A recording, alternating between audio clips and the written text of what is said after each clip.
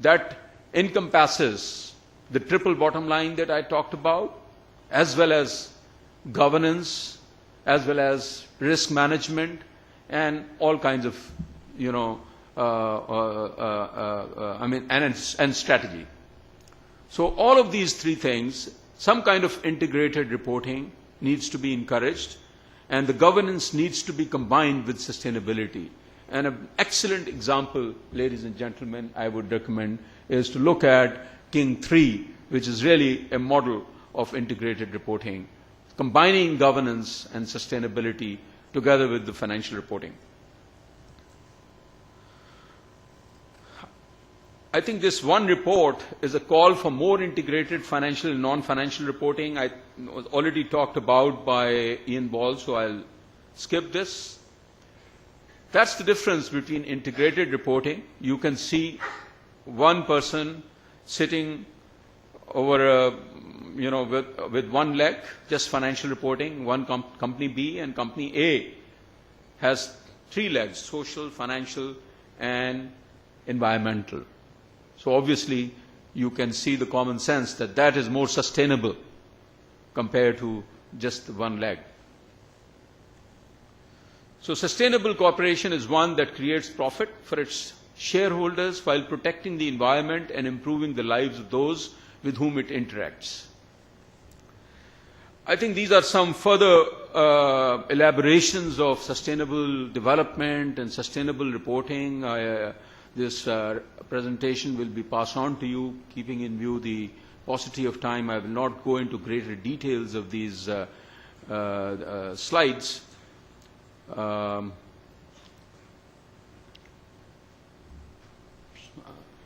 These are some of the quotes on triple bottom line and sustainable enterprise, sustainable reporting.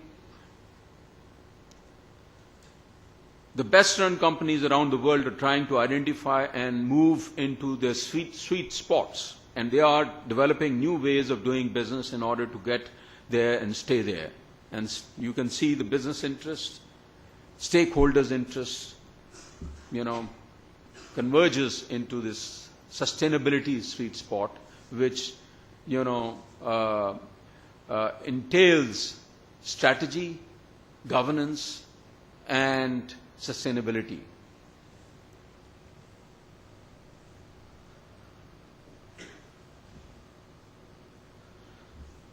Truly sustainable enterprise, hard side of sustainability covers direct and measurable costs, primarily financial matters, ignoring stakeholders and their concerns and the economic benefits that companies are enjoying by managing themselves or producing goods and services to assist others in the pursuit of the principles of sustainability. While the soft side covers company reputation, employee satisfaction, customer goodwill, and the value of being considered a leader in your industry. Those are the things also which will in future be covered in what could be the non-financial reporting, employee satisfaction surveys, customer goodwill, the value of the brand. Those are the assets which do not get reflected in historical financial reporting when Ian Ball talked about the real value of the company and what is being reported in the current financial reporting framework. Sustainable companies find areas of mutual interest and ways to make doing good and doing well synonymous, thus avoiding the implied conflict between society and shareholders.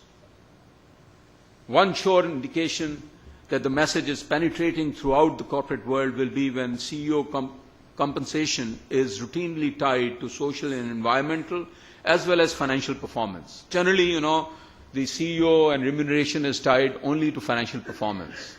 So what we are saying is, if you really want integrated reporting and organizations to be sustainable and to achieve sustained success, then the key management's performance also needs to be tied to the social and environmental, and they're linking their performance in terms of, or evaluating their performance in terms of company's contribution, not only its generating of its profits, but also the contribution to the society and the environment. These are some of the, I think, Dow Jones Sustainability Index, etc., indicates that the global markets have also started recognizing this, to encourage companies to report on these matters. I think integrated reporting has already been covered. I have talked about it. Ian Ball covered it, so I will skip this. But, generally, integrated reporting talks, means governance, reporting on social responsibility, reporting on profitability and economics, reporting on environment and ecology, and, stakeholder issues, etc., etc. These are some of the global trends. Best Corporate Responsibility Report 2010, Hewlett-Packard was the winner of this, and Coca-Cola Enterprises was runner-up, and Bayer AG was number 2. And this was the integrated reporting results. Procter & Gamble, I think, is one of the examples which reports on these things. Environmental sustainability report includes future environmental goals as well as environmental targets that have been achieved using 100% renewable. For instance, one of the strategies is using 100% renewable or recycled materials for all products and packaging. Fantastic, isn't it? Having zero consumer waste to go to landfills. Social responsibility section reports their philanthropic work such as PNG and Shiksha, increasing access to education in India. This is what they are doing in India. PNG and Feeding America, fighting hunger.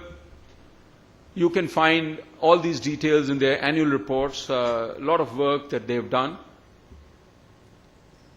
PepsiCo's triple bottom line reporting, is in this slide: environmental sustainability, human sustainability, and economic sustainability.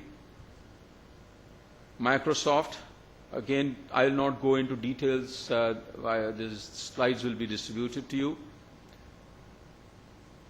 This is Toyota.